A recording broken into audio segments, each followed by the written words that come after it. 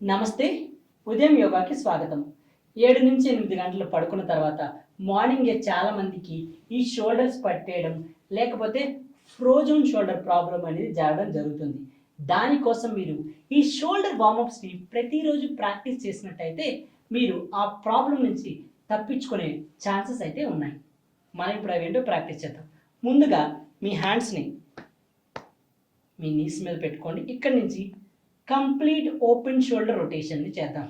చూడండి, 1 2 3 4 and 5. ఇక్కడ నుంచి రివర్స్లో 1 2 3 4 and 5.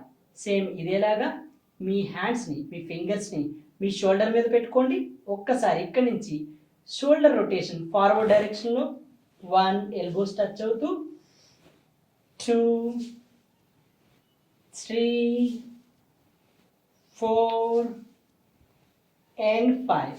సేమ్ ఇదే విధంగా రివర్స్లో 1 2 3 4 and 5. కొన్ని సెకండ్ల పాటు మీ హ్యాండ్స్ని రిలాక్స్ చేయండి.